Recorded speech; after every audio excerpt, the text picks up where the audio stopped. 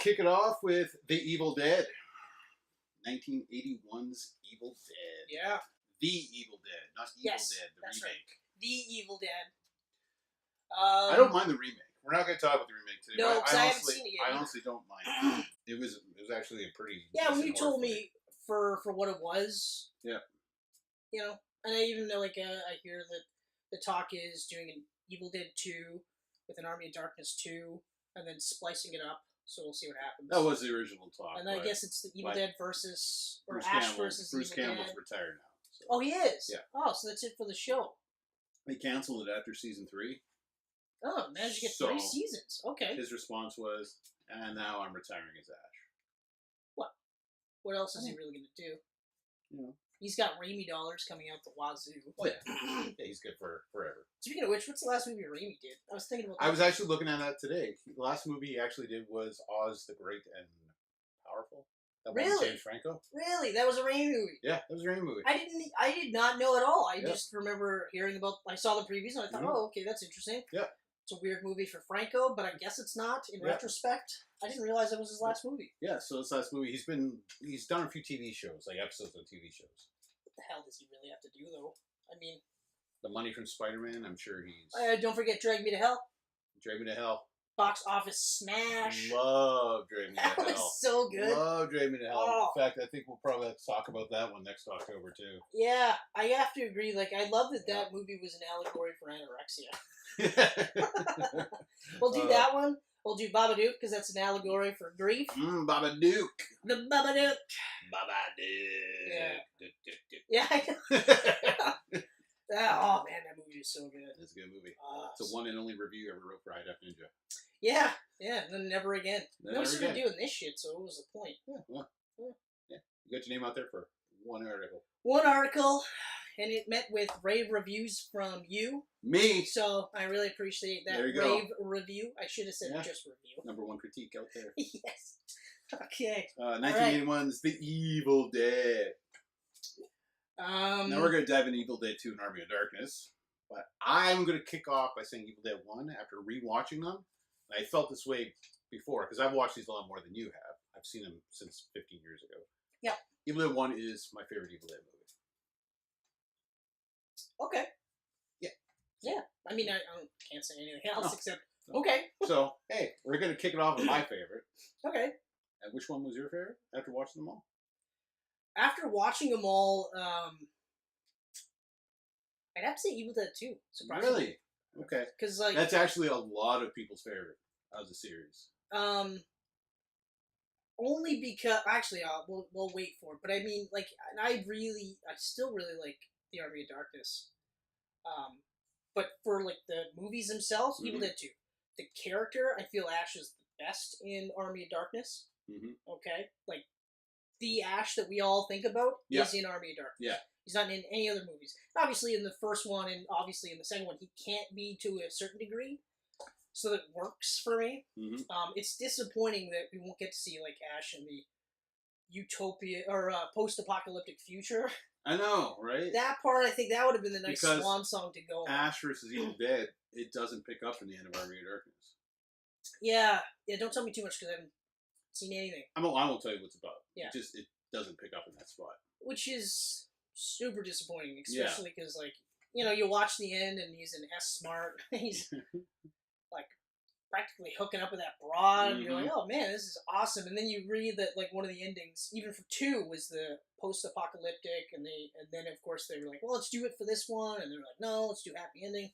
Yeah, that would have been a cool way to go out on. Yeah. But... Whatever. So, your favorite movie is The Evil Dead. The Evil Dead, yes. Why? Well, let me tell you, Chris. Why, thank you. Yeah, no problem. I hope you don't just read line for line. Occasionally what you gotta do is you gotta go like this. You gotta go I'll dive into ED2 and AOD more when we get to them, so that way it doesn't look like you're just staring at them. Okay. Yeah. I'll do that. Yeah. I'll stare at the camera, too. Also, I like how literally what you just said was your first line. It's just, I wrote what I was going to say. I wrote it down. Maybe I should start writing my own scripts, but I don't know. There you go. We'll see what happens. You need a teleprompter in here. Yeah, okay. We're not sellouts. Yes. Even though we're shilling for Tim Hortons hard and they have yet to give me even a free coffee. No, like Evil Dead 2 introduces the Ash Williams that we're all, most accustomed to. The hilarious, wacky, slapstick version of Ash. Yeah. That's not this film by any means. This movie is dark. Yeah, it's got a little bit of humor here and there, but... I remember, like, when we first watched it, I thought, like, I was laughing more at just the special effects and stuff like that and the terrible acting, and I still laugh at that, like, right earlier on, right when everyone's in the cabin. Also, can I say it's kind of weird, though, that Ash and his girlfriend, his buddy and his girlfriend all drive out to the camp with Ash's sister. Yeah. Who has no boyfriend. Yeah. Leave her at home. Like, no wonder she has relations with a tree. Tree 2. That's right. Hashtag Tree 2. Because, I mean, if you think about it from the tree's perspective, she was probably looking like she wanted. Even though that is a full-on rape scene. Yes. That's horrible. Yes, it is like straight up. One of my favorite scenes in this whole movie is, so they have the kind of like a big, huge, scary thing at the beginning, right? Yep. But I think Cheryl, the sister, is actually, I think this is just after she got raped. So is it? No, anyway, okay, at one point... She starts to become, like, affected by the evil before even that. That's right. Like, she's doing the crazy does that weird thing. That's right, when she stuff. does the drawing, and she's starting to tell people, like, hey, like, this is some really weird shit, and they're like, fuck off. Yeah, because she's hearing the voice outside, everyone join us. Right, yeah, exactly. And, okay, so then the one girlfriend, Buddy's girlfriend, goes into the bedroom, and then the force comes in, takes her out, she does this huge, big scream. Mm-hmm. Boyfriend's at the fire with the poker, gets up, slowly puts the poker down, strolls over to the door. Ash is sitting in the couch beside the door, looks up at him, looks at the door. Buddy goes, opens the door. This is not like me dragging it out. That's almost exactly how long it took for the whole sequence to happen. This is your girlfriend. Yeah. Let's say it's a girlfriend of, I don't know, 2 months. You're still in that really, like, hardcore lovey phase. Why aren't you running? Bring the fucking fire poker with you, not... Mm-hmm. You cool, Ash? I'm cool. I'm gonna check on my girlfriend, That part I thought was really funny. And then after that, it's just, like, the acting, because it's fucking terrible. The acting, there's a lot of weak acting in it, because it's pretty much a student film, right? Right. They did it for such a low shoestring budget. Yeah, exactly. Like, the other thing I thought was really interesting was the unibrow from Ash, or Bruce Campbell. Mm-hmm. I'd never noticed that before, because a lot of times he's covered in, like, blood or grime or possibly shit in the whole series. Yeah. They just dump buckets of whatever on him. Mm-hmm. But I remember noticing that, and after a while I was like, I can't really concentrate on you because of this. But, okay, so, anyway, that's one of my notes, so to speak. Well, your notes. Very well. Very well. I still can't get over it. Like, I talked to one of my buddies at work today. One Vern Hyder, in case he watches this. Oh. And I literally... Hello, Vern! Hello, Vern! Cheers. You've been Geek Pants. Shirt idea number 5. Yeah. Also, hashtag You've been Geek Pants. Yeah, so that's kind of where I'm at. Okay, right. Coming up with hashtags. Continue. Wonderful hashtags. That's what I bring to the table, aside from coffees. To me, the first film has a lot of iconic moments in it. Like things that as I watched the whole trilogy, like so many of the most memorable moments are from that first film for me. Yeah. Like just straight away, like that opening shot of of Raimi's yellow Oldsmobile that's in all his movies. Yeah. Uncle Ben's car.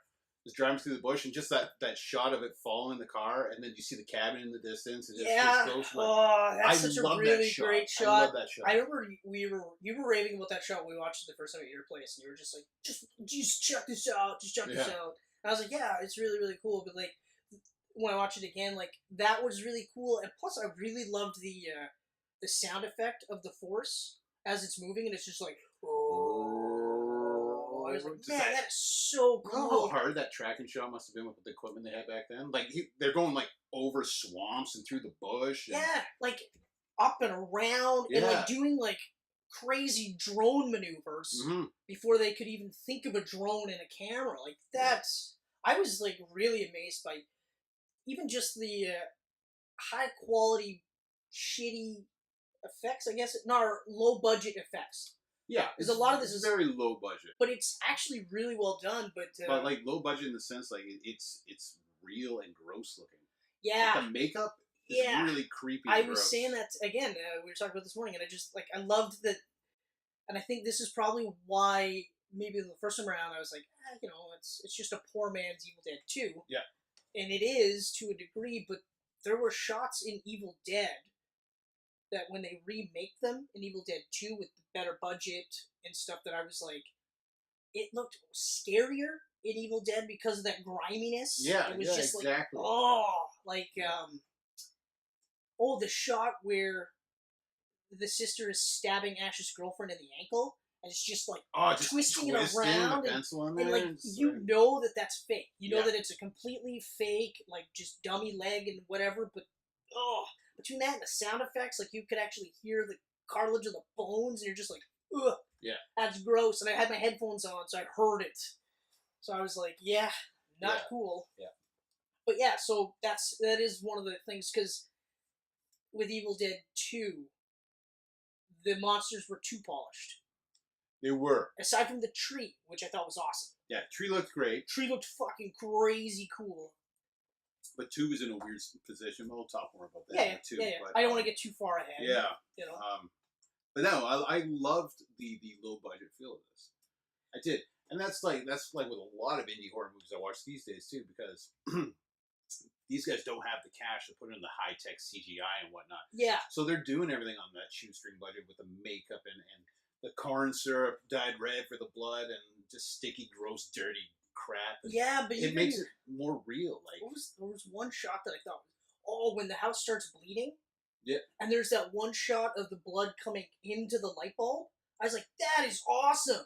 Like, out of all the other blood bleeding scenes, I was like, that's the coolest part that I've seen, and I would like to know how they did that one. I mean, sure, they did the pouring sound with it, which I thought was a little bit, but I mean, there was a lot of really cool stuff that they did with the budget that they had. Like, even the tree rape scene, which to this day, I'm like, I don't know why that was in that movie. Yeah. At all. Yeah, it's a pretty gross scene. Rape scenes in general are... I hate rape scenes. I think we actually talked about this before, where I can't do rape scenes. No, but for this one, it's the same idea. Like, what was the purpose of this? Just to show that there was an evil force out there? Yeah. I get it. There's an evil force out there. You know? But,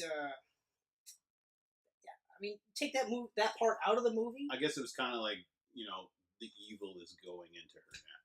Because right after that, she comes back to disaster. Yeah, that's true. So out of all the ways to do it, though, dirty, but I mean, but visually, like, it's impressive how they did it and how they had like the parts of the trees ripping her clothes a bit, spreading over the open. I mean, I think that might have been one of those scenes because of the time period that they might have been playing it for laughs, though. Yeah, because it's just so over the top that that crowd. Like there was a lot of grosser, darker grindhouse stuff at that time. Yeah, exactly. Cinema. So that might have been why. But like I said, like, you take that out, it doesn't affect the story in any way, shape, or form. Like, she's still possessed, and you go, oh, well, she was possessed. Yeah. Yeah, no, for sure.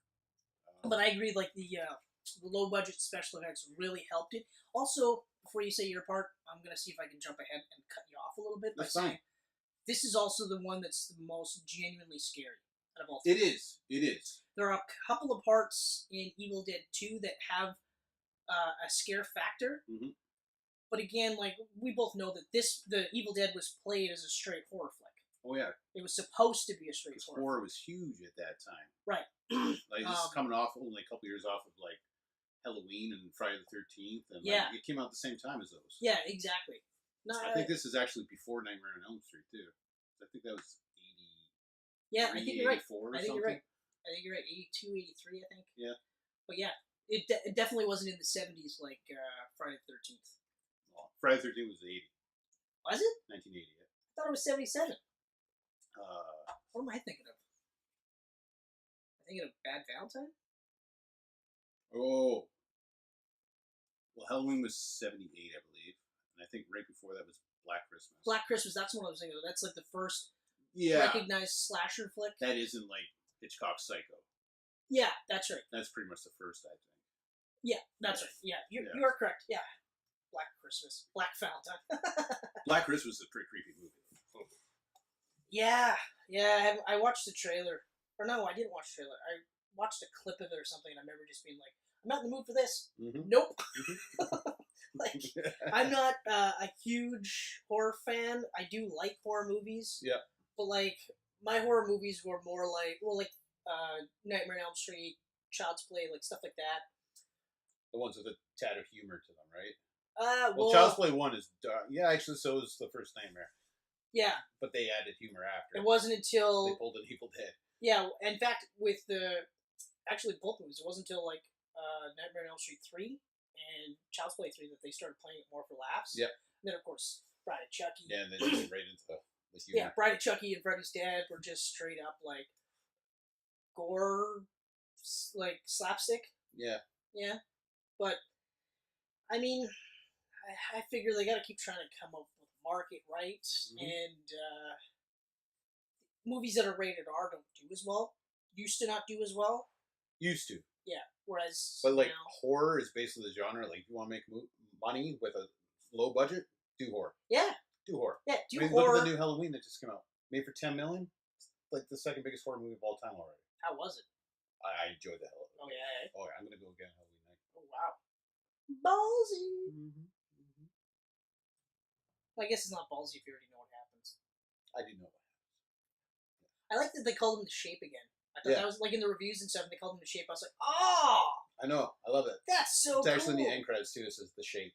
That's even It cooler. doesn't say Michael Myers in the Oh, credits. see, I like that. Yeah. I like that because I remember, like, when we did our Halloween Camcast from last year at this time. Yep. And you talked about the segment. Yeah, and you talked about how the things that really got you was when he would pop out and then pop back in, so that we knew that he was there, but the rest of the characters didn't. Yep. And from what I understand, he did a lot of that in this movie too. And I was like, oh, yeah, okay. Instead of just like, hey, I'm Michael Myers, I'm here to kill you. See you later. It ignores all of them except the original. It would have to. So it's the first and then this one. But at the same time, they do stuff in this one that plays homage to like the other sequels. Okay. Which is cool. Yeah, that is cool. It's cool. It's really well Even done. Season of the Witch? Even that. Fuck right off. The mask appear in it. Yeah. Jesus, that is actually awesome. Yeah. Wow. All right. So yeah, no, that's a great movie. I can't wait to see it again. But Evil Dead, yeah, I don't really got much more to say. But you know what?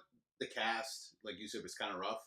I felt like, a bunch of students probably. Yeah, no, and I mean, like, I'm knocking it because, like, it is a knock for me. Yeah. Because it does take me out of the movie. It's when they're... Well, yeah, actually, pretty much when it's just Ash, then it starts to get really interesting because now you've got the descent. So, right up until that point, you could have been like, anybody could have been the lead. Mm-hmm. They probably would have done the same. But now, because I'm a huge Bruce Campbell fan, so when he starts to go nuts, because this whole scenario is crazy. Like, he has to kill his girlfriend. And he can't do it at first, right? So then she really has to come at him before he can actually kill her. Mm-hmm. Or was it... No, it was his sister. That's right. Because he chops his sister's head off with the shovel, or was it his girlfriend? I just We're watched talking... this. I think we're talking like... He cuts the head off of his girlfriend. Yes. Evil Dead 2. In Evil Dead 2, for sure. Yeah. He does that. He does it in the first one as well. He cuts her head off as well. Yeah. But yeah, like, so, but they show him, like, going from just a normal dude to, like, freaking out. And I like how, like, when the movie starts, he's in the backseat of the car. You're not thinking that's the main character anymore. Yeah, exactly. Your mind's automatically going to the guy driving the car. Yeah, exactly. What happened to him later, like, when he gets mangled? by, I think his girlfriend actually does the mangling there. And then he's sitting and he's just like all fucking ripped up and shit. That part actually was another funny part because, I mean, the stage direction was he's trying to keep him awake, but he's literally like, come on, buddy, stay awake, smack, stay awake. I'm like, he's fucking falling apart. Smack guy goes against the wall. Yeah, like, if you keep hitting him, he's gonna die because you did this. Like, I mean, I get what they're trying to do, but that was another part. I was like, this is fucking, he is like 2 fists away from just being like, just stay alive long enough. That'd be fun. You know? But yeah, like, I don't know, like, I mean... I did like, I forgot all about the ending, too. Ellen Sandwise? That was her name, right? Sandwise. Yeah, the girl who plays Cheryl. She was good. I liked her, and I thought she had good chemistry with Bruce Campbell as Ash. Like, as a brother-sister kind of connection. Yeah. I enjoyed that. I mean, I'm glad there was chemistry there, because, like I said, like, what was she there for? That made no sense. Mm-hmm. But it was one more person to fuck with before they got to the main crew. But, yeah, like, I mean, it's a largely good, it's a good movie. I forgot how scary it could be. Mm-hmm. But even, like, with the special effects, like, when they're dying, like, when he burns the book, finally. Well, I know they called it something else. It wasn't the Necronomicon. Book of the Dead. No, but the actual name for it, Indominus or something like that. Oh yeah, something like that.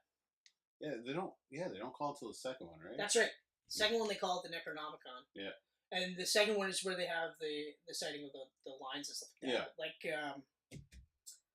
but he finally wins and they're all like falling apart and stuff. That's when the stop motion comes into play, and I was like, oh, that's so great. Like, I'm a sucker for stop motion.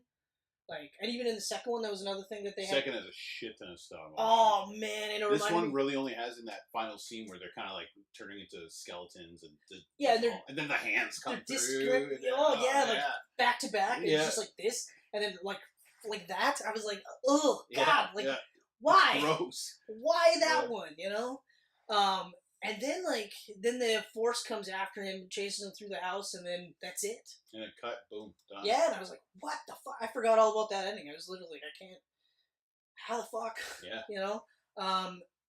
And then, like, when you lead into Evil Dead 2, and I remember thinking, like, right before I watched Evil Dead 2, I was like, it's almost like they couldn't have played it like a direct sequel, because logistically it makes no sense. Yeah. Why would he go back to the same fucking place where his sister died that they never mentioned again? No. You know, his girlfriend, his buddy. She actually comes back in Ashes of Evil Dead. Hey, no spoilers. Oh, wait, that's a spoiler. Yeah. Actually, I did a Wikipedia of Ash Williams, the character, today. Yeah. And they listed his whole family. So I was just like, oh, that's weird that his mom's Candace Candy Bar. And his sister's Cheryl. I can't remember what the nickname was, but I just assumed that it was part of the, because she was in the original Evil Dead. But what else do we got? I'm wrapping up Evil Dead. Yeah, me too. I got nothing else to say. But it is my favorite in the series. I love it. I love the darker tone, and just the dirtiness of it all. Yeah, I love all that too. It doesn't beat out the Evil Dead. And that's what I really love about Drag Me to Hell too, is that he kind of went back to those dark roots. That's a gross movie. That's a gross. It's a grimy movie too. Like that's another one where you're just like, and I remember watching it and being like, oh yeah, I forgot that he's actually better suited. Like even the Darkman movie. Yeah, Darkman. That's another one where that's a grimy take on a superhero. Like just a Simple Plan he did, which was like a heist movie, but it was a very dark film. Simple Plan with Bill Paxton and Billy Bob Thornton. Very good movie. Isn't that the one where they're like, it's wintertime? Yeah. Or whatever? Yeah. I wanted to watch that. He did that. Really good. He's actually done quite a bit of movies. The Quick and the Dead, that Western one with Leonardo DiCaprio. That was good. I liked it. I think that was actually Russell Crowe's first movie. I think so too. Yeah. That was really in good. America, anyway.